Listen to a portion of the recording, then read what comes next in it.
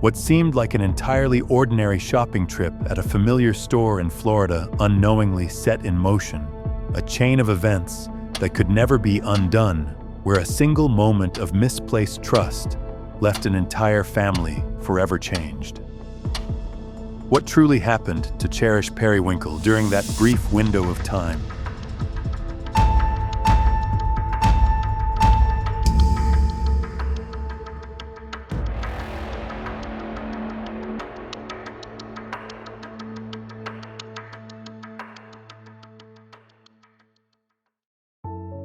In 2013, in Jacksonville, Florida, 8-year-old Cherish Lily Perrywinkle lived with her family in a small apartment, carrying the same innocent childhood as so many other children.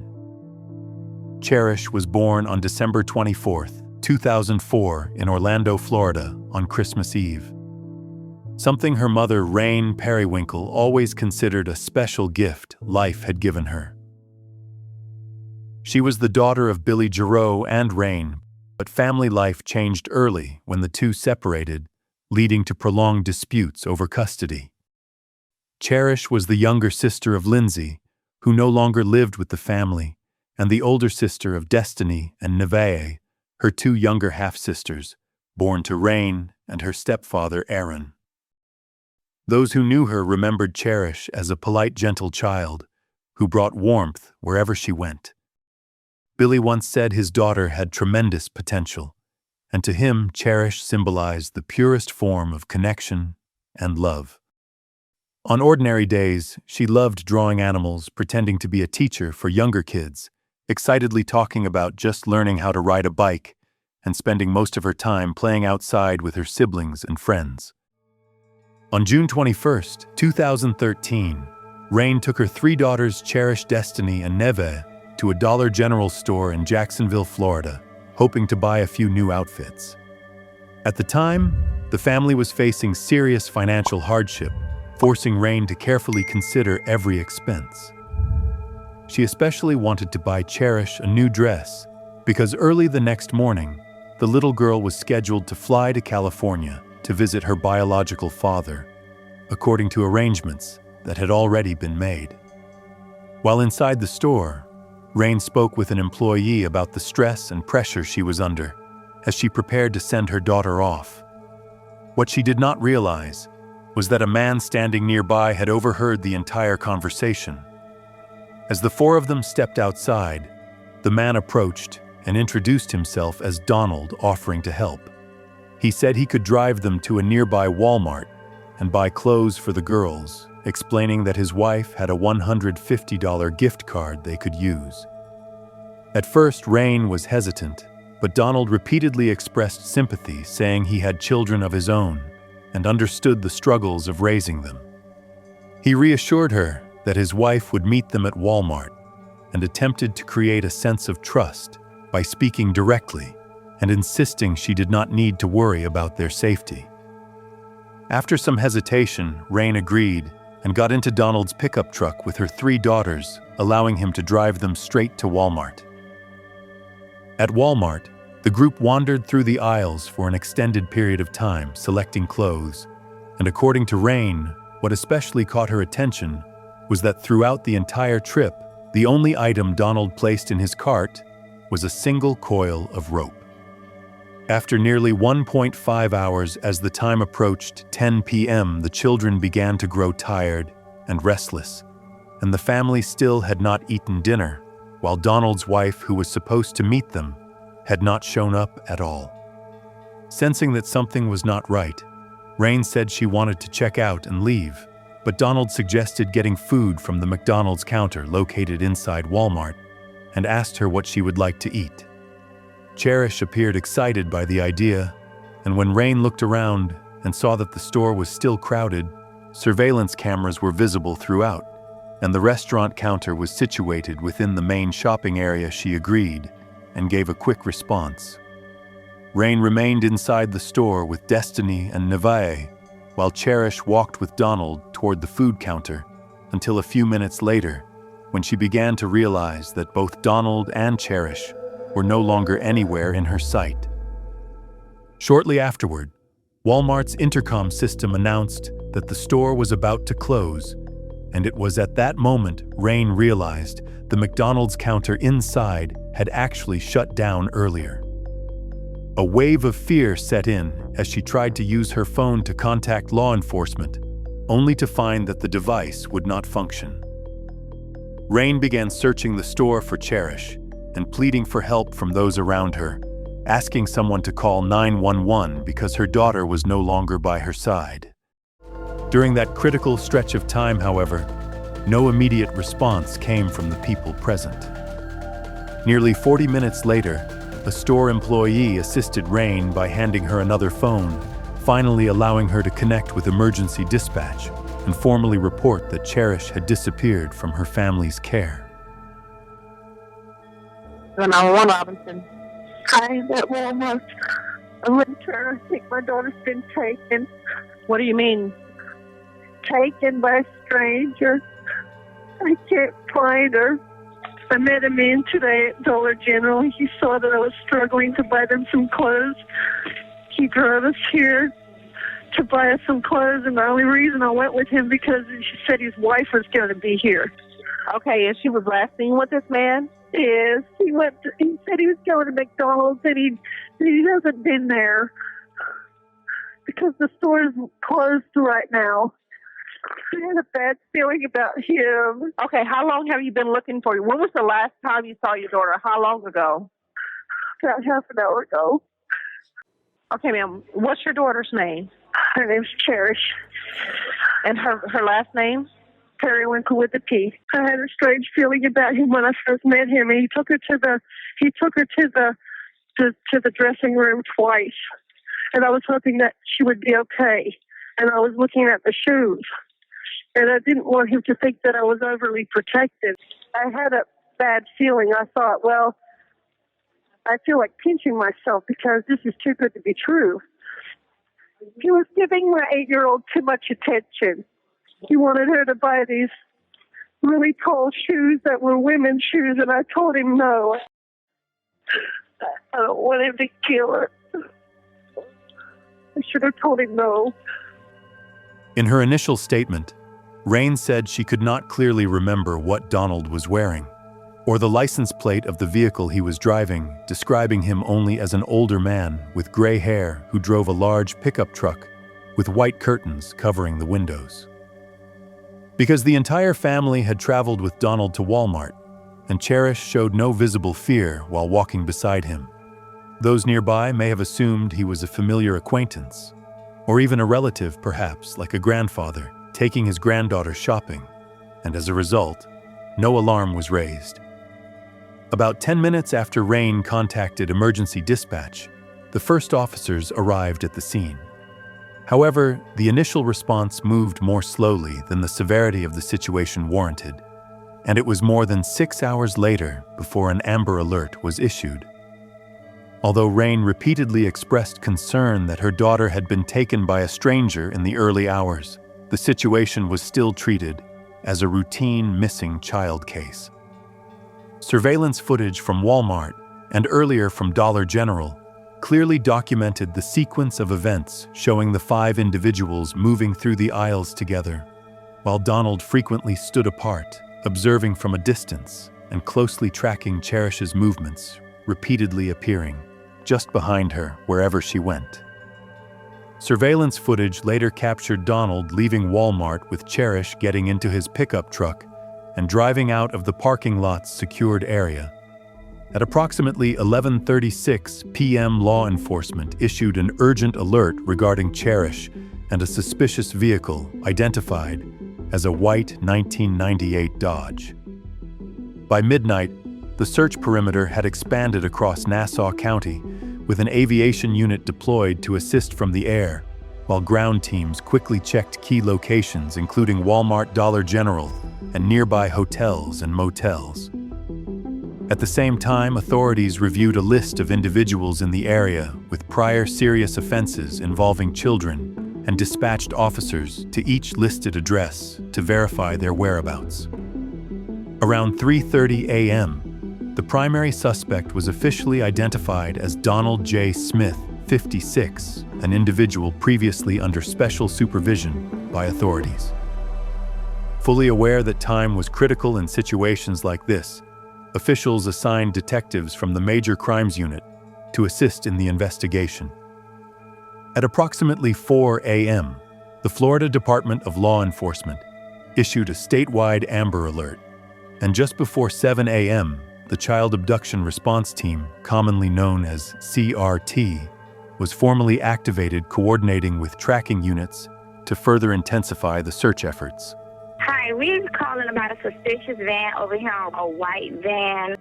A critical turning point in the search came when law enforcement received a call from a citizen who had been watching the news and recognized a pickup truck matching the description, enabling authorities to quickly narrow the area and trace the suspicious vehicle's whereabouts. And how long ago did you see it? 720. Yeah, 720. It was like that. We We didn't know anything until just now. It's not there anymore, but we don't know if he dumped anything because we heard a girl just got abducted from Walmart. All right, and you said it's now gone, Yes, ma'am. but you think he may have, just in case he might have dumped something? Right, we don't know, but just in case, it looked suspicious because it was all the way to the back. At approximately 9 a.m., officers located and conducted a traffic stop on the suspicious pickup truck, approached and took Donald into custody. However, upon searching the vehicle, they did not find Cherish inside. Driver, step out of the vehicle. Face away from us. Keep your hands in the air. Stop. At the time he was stopped, Donald was soaked, his clothes drenched, and inside and around the vehicle were numerous items recently purchased from Walmart, prompting officers to immediately view the situation as suspicious. K-9 units were quickly deployed to canvass the surrounding area, and during a direct assessment, Officer Charlie Wilkie observed signs on Donald's clothing, suggesting possible contact with a body of water, and voiced a pointed observation. The noticeable change in Donald's expression upon hearing that remark further reinforced law enforcement's suspicions.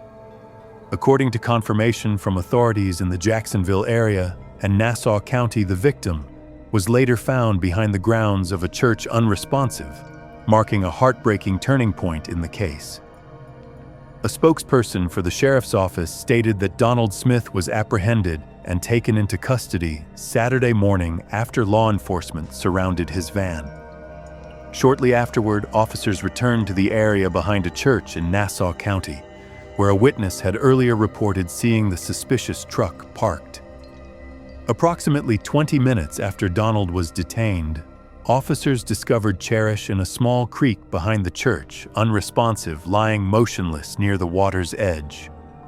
Her long hair rested against the surface of the creek, and not far away was the floral dress Cherish had worn the night before.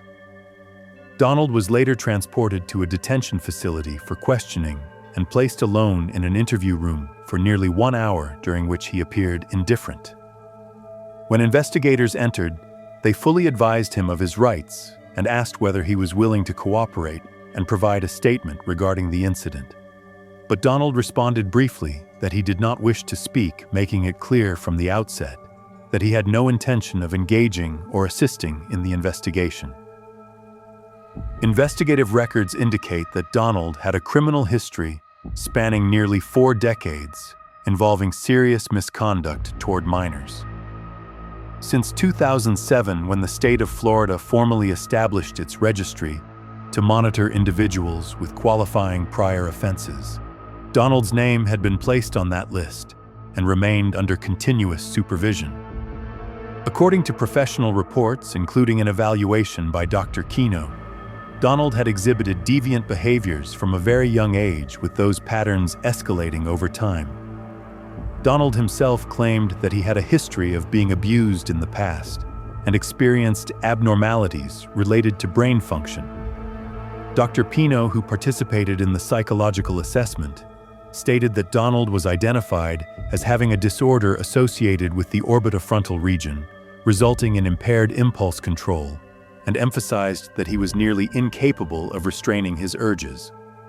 At the time Cherish disappeared from her family's supervision, Donald had been released for less than 3 weeks, and just days earlier, he had appeared at the sheriff's office to complete the required address verification mandated for individuals with qualifying serious prior offenses.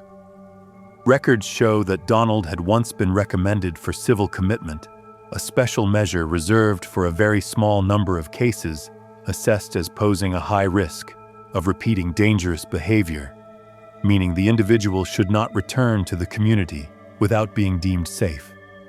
However, due to gaps in the legal process, Donald's case was not retained within that system. Past evaluations from professionals and authorities had repeatedly warned of his potential to reoffend, yet those warnings were not fully presented to juries at critical moments. Prior to 2013, Donald continued to accumulate additional violations involving inappropriate contact with children, including a 2009 incident that resulted in only a short sentence after being handled at a lower level, leaving him ineligible for a renewed high-risk assessment. These details were later viewed as a significant factor in explaining how an individual with such an extensive history was able to return to the community without stricter supervision. Donald's legal file spanned more than 19 pages, documenting a pattern of violations over several decades that had prompted Florida authorities to repeatedly warn about the risk of harmful behavior recurring. Former prosecutor Rick Alexander stated that simply reviewing that history was enough to recognize him as a high-risk individual who should have been confined for a longer period, while Officer Charlie Wilkie also noted that without intervention, he would likely continue seeking access to vulnerable individuals. The subsequent professional findings confirmed that Cherish had suffered severe harm during the time she was taken, resulting in especially grave consequences. Upon hearing this notification, Rain collapsed in overwhelming distress and required immediate medical assistance at the scene.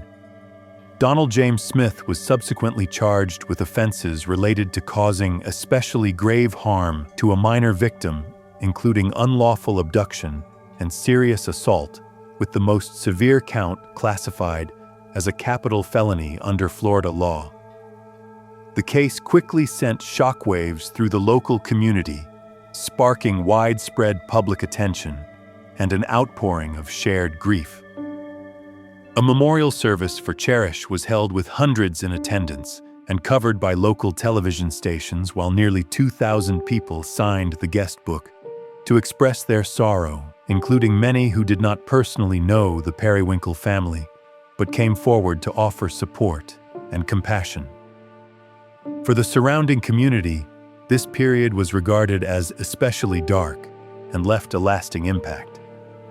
Mike Williams, director of investigations for the Jacksonville Sheriff's Office, stated that Donald had exploited the family's financial hardship to approach them, creating the appearance of someone willing to help in order to gain their trust. Rain later confirmed that at the time she believed Donald had good intentions and did not recognize the potential danger. Several weeks after Cherish was found at the scene, the state made a temporary decision to remove Destiny, then 6, and Nevaeh 5 from the direct care of Rain and their stepfather in order to implement protective measures as required by law. Afterward, public debate intensified, with many voices supporting the idea that Destiny and Nevaeh be placed for adoption, while Rain openly expressed that no matter what she said, negative judgments and assumptions continued to surround her, and she was fully aware that some were actively seeking to separate her from her 2 young daughters in order to move forward with adoption proceedings. For a brief period, Rain's visitation rights were temporarily restricted, but they were later reinstated under supervision, allowing her to see Destiny and Neva once a week on Mondays for 2 hours. Rain maintained that she never voluntarily relinquished her parental rights, emphasizing that she gave birth to her children and cared for them from their earliest days. During the temporary placement process, the Florida Department of Children and Families used the home of a licensed social worker named Amy Decca as a residence while searching for a long-term solution. Rain argued that this arrangement was inappropriate, asserting that her daughters were taken there without her full consent, and that she was not permitted to bring them home. Additionally, Amy Decca was involved in managing a social media page called Team Destiny and Nevaeh, which openly supported placing the girls for adoption, something Rain viewed as a betrayal given that Amy had previously served as a mentor and shared a close relationship with her. Amy Decca later issued a response, stating that she had never provided Rain with any professional services and had not maintained contact with Rain or her children for many years, explaining that her reappearance stemmed solely from a desire to support the family during a difficult period. Other comments from individuals familiar with the family, including a neighbor who frequently saw the children, suggested that Rain was consistently present and regarded as a responsible mother in daily life. At the same time, Lindsay Cherish's older sister, who was living in Australia and had not been in contact with her mother for an extended period, began seeking to intervene in order to adopt Destiny and Neve. However, she stated that the process faced numerous obstacles and lacked necessary support from the relevant agencies, reflecting the complexity of the family's situation. While the civil disputes continued, Donald remained completely silent during interactions with law enforcement, yet made different statements while in custody. In a secretly recorded conversation between him and his mother, Donald repeatedly denied responsibility in connection with the incident and argued that the extensive surveillance camera system at Walmart made it illogical to carry out any misconduct there, claiming that such actions would inevitably result in immediate detection.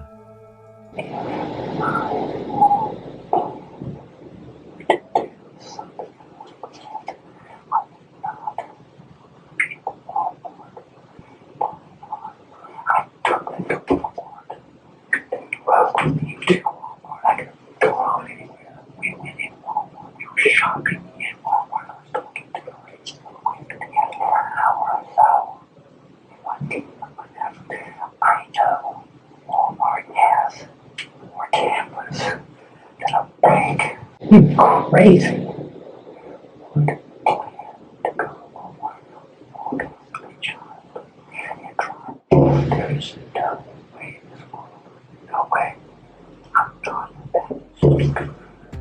Later, additional details gradually emerged when Donald admitted that at the time of the incident, he had been in a state of impaired control due to the use of harmful substances and was not fully coherent.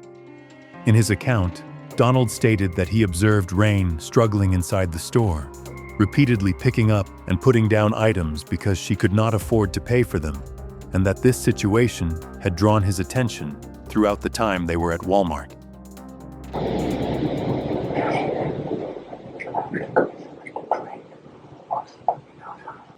So I went outside, she came out.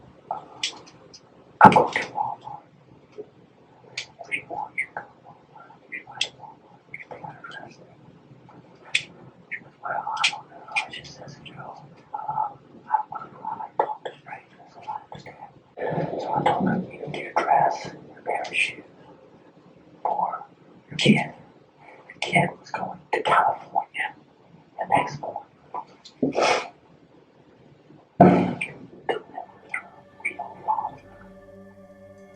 In a conversation with his mother, Donald said he drove Rain and her children to Walmart on what he described as a chaotic trip, claiming the girls became difficult to manage and that at one point there was physical contact between him and Neve. He also stated that during that time Rain mentioned Cherish would be flying to California the next day to see her biological father under a prior court arrangement. Donald further claimed that just minutes after arriving at Walmart, he wanted to distance himself from the family. However, surveillance footage contradicted that account, showing he remained inside the store for an extended period. In his version of events, Donald said he separated from the group to get food because the store was about to close, and that Cherish kept following him. He asserted that he told Cherish to return to her mother, but she did not leave, and even walked toward the pickup truck, a situation he described as leaving him flustered and unable to maintain control. Oh God, I'm gonna get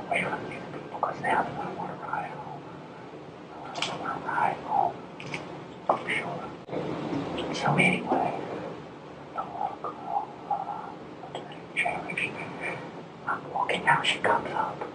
And I said, no, go back there with your mom. She goes, I'm going with you. McDonald's. I said, no, go ask your mom if she wants something to eat. I've been crying away, I'm trying to get away. She comes running up. And I'm panicking.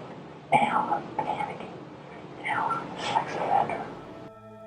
In his continued account, Donald claimed that after leaving the Walmart area, he drove around for a period of time, intending to find someone to whom he could hand Cherish over, describing himself as beginning to panic, upon realizing that having a child in the vehicle of someone with a serious prior record would only make the situation far more complicated.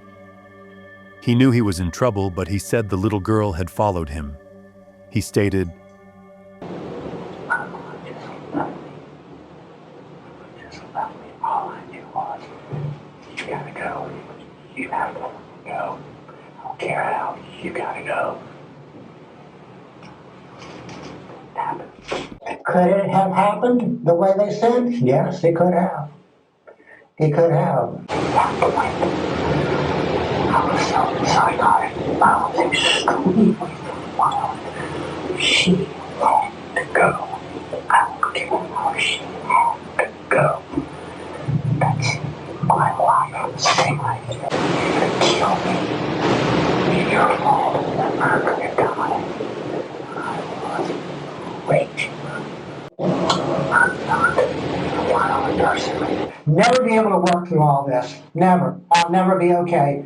So rather than spend the rest of my life being humiliated by myself, telling all this crap in my head, I might as well just die with it. Easier to just die with it because I'll probably never get through it anyway. That's what my brain's telling me. I need a very simple book. Donald never admitted to harming Cherish, repeatedly denying all allegations and insisting that he had no deviant interest in children. In later statements, he acknowledged that at the time he had lost control and was left thinking only that Cherish could not continue to be present, claiming that all reason had collapsed and that his mind held only the notion that the situation had to be ended by any means. In subsequent conversations, Donald mentioned the possibility of mounting a defense centered on his mental health condition and cognitive capacity, even asking his mother to obtain related materials to prepare. However, other secretly recorded conversations revealed that while speaking with inmates housed in the same area, he continued making inappropriate remarks concerning young girls, reflecting that his prior deviant tendencies had not ceased. Donald maintained that he bore no responsibility, and his defense team filed a motion requesting a change of venue, arguing that extensive media coverage had created prejudicial bias. However, the request was denied. In the years that followed, the trial was repeatedly delayed due to complex legal challenges involving the most severe sentencing framework under Florida law. By 2017, according to confirmation from the former guardian of Destiny and Nevaeh, Rain had been given the opportunity to meet the conditions required to regain custody, but did not fulfill them, leading to the state's final decision to allow the two girls to be adopted. Not long afterward, Destiny and Nevaeh were adopted by their maternal aunt living in Australia and began a new life there. Destiny and Nevaeh Perrywinkle are now living in Australia, and these are her new parents. Going to Australia, starting a new life with family, that's the best thing for them. Patricia Parker says after Rain Perrywinkle didn't complete a case plan to get her kids back, the state had no choice but to place the kids up for adoption. She says they typically seek family members, which worked out in this case. But Rain is furious and hurt. I am their mother. I would die for them. I don't care what anyone says. I go without for my children. And there's just so much that's not being said right now. Rain says she hasn't spoken to her sister in years and believes the only reason her sister and husband got married was to take the kids away from her. If you can't take care of your children, would you rather your children be in foster care or with family. Perrywinkle says she wasn't given a fair opportunity to prove her ability to take care of the girls. She says the last time she saw them was during visitation last March. She says she told them she would continue fighting to get them back and feels she was shut out of the process when she lost her parental rights. I wish they would just feel for one day what they've done to me. And it's not all about myself. Cherish is the biggest victim in this, okay? She is the biggest victim. But because I'm her mother and I'm the adult, I'm the one that has to do these interviews. I'm the one that has to go to court hearings. But Destiny and Nevaeh Perrywinkle, they're victims in this too. Rain and Billy Cherish's father had been separated for many years, and throughout that time, disputes over custody were consistently tense and complex. Billy's attorney expressed the view that any potential criminal responsibility on the mother's part had been reviewed independently by the state, and stated that Billy had pursued legal action regarding custody for years, only to ultimately face an outcome beyond imagination. Afterward, Billy chose not to pursue further legal steps and instead focused on stabilizing his life. As for Rain, she acknowledged that after Cherish's passing, she struggled to maintain employment, frequently facing hiring rejections due to stigma surrounding the case, and that this reality, combined with her personal loss, led her into a prolonged period of emotional collapse. In early 2018, Donald's trial officially began, marking the start of an intense and extended legal proceeding. During opening statements, prosecutors emphasized that Cherish, an 8-year-old child, had been taken from the protection of her family and endured her final hours under especially grave circumstances, underscoring that the details of the case would leave a heavy impact on anyone who followed the full course of the trial, and the first witness called to the stand was Rain. What did he say to you when you walked out the front door of the Dollar General? If you really want that dress, I'll get it for you. He got snappy with me because I wouldn't get in the van. I quickened my pace and I looked through every aisle at the register. There was no one there. Could you find Cherish? No. I felt foolish after that. I thought I was just being paranoid. Ma'am, when your daughter followed after this defendant, Ports McDonald's, was that the last time you ever saw your daughter alive? Yes. Before the jury, Donald's defense attorney argued that Rain had made a serious mistake from the very beginning by agreeing to get into the pickup truck, and stated that he intended to conduct a cross-examination to clarify her role and responsibility in the sequence of events.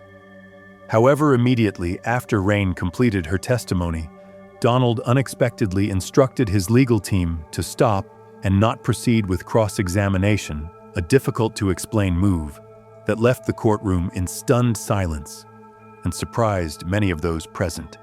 He surprised his attorney today by telling her not to cross-examine Cherish's mother, saying that she'd been through enough. A total of 12 witnesses have taken the stand today, including the officer who stopped Smith and arrested him. The prosecution then called several key witnesses, including the individual who provided the tip that helped police trace Donald's suspicious pickup truck, as well as Officer Charles Wilkie, who was directly involved in stopping the vehicle taking Donald into custody and investigating critical aspects of the case.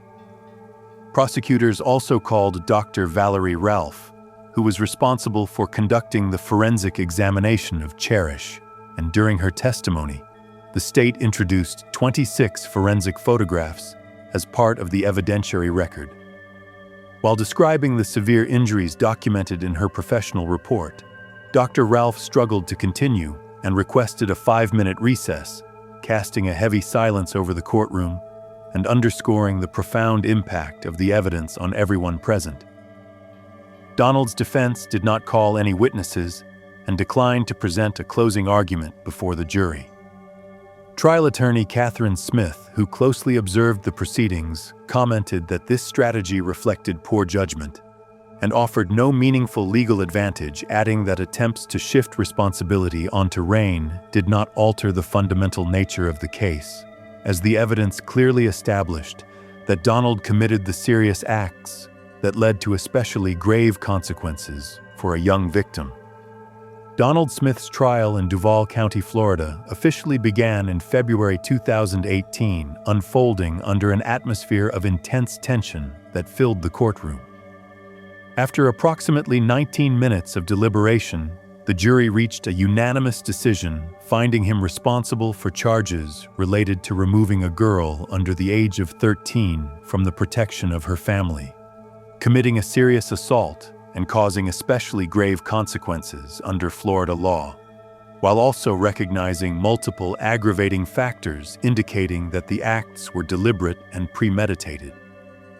This verdict paved the way for the penalty phase, during which the court considered the highest possible sentence under the law and heard additional testimony to weigh any mitigating factors, including statements from Quran, that further reinforced the assessment that Donald posed a high level of danger and a significant risk to the community.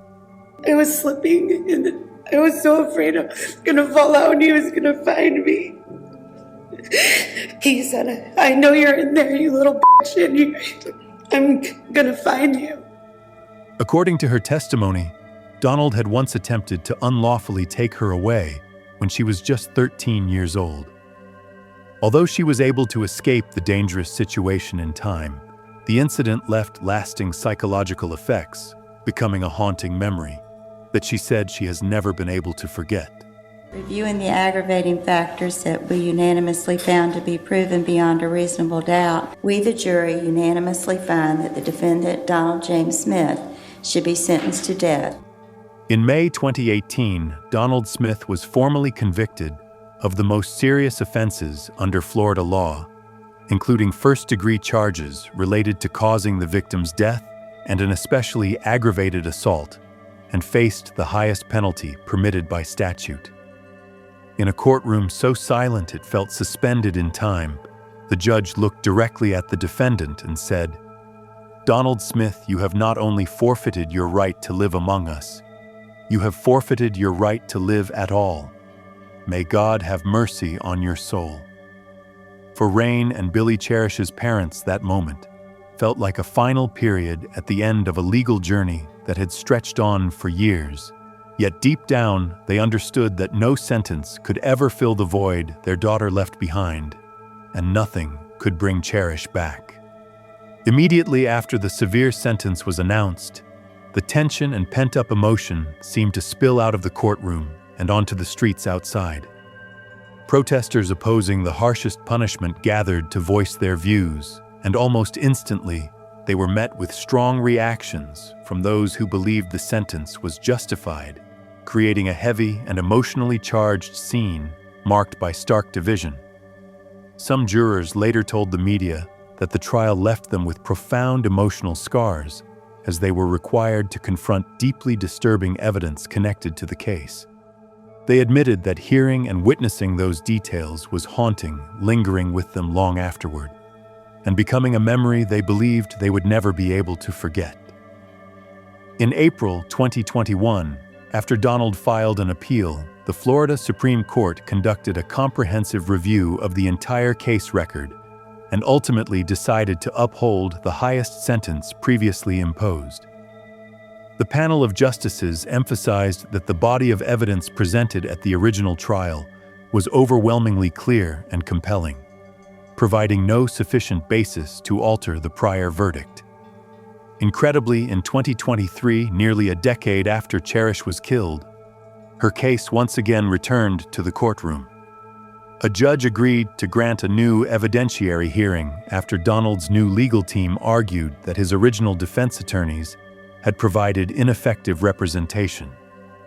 They contended that the previous team failed to strike a potentially biased juror and did not properly follow required procedures during jury selection.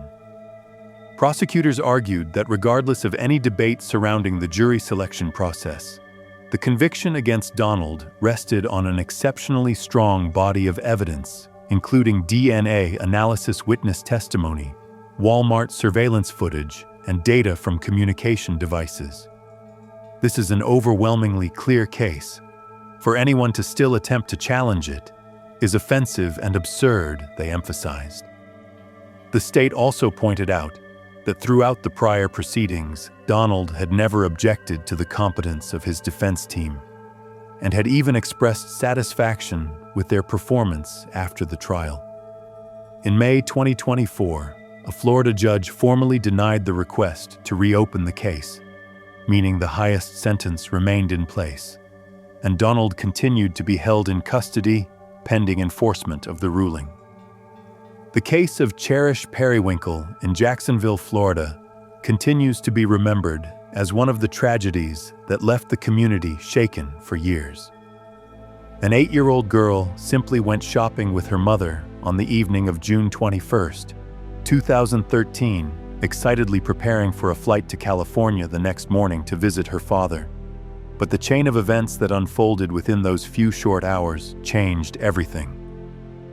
What was established in court showed that Donald Smith exploited the family's financial hardship to approach them and gain their trust before taking Cherish away from Walmart. The verdict later determined that he bore responsibility at the highest level under Florida law.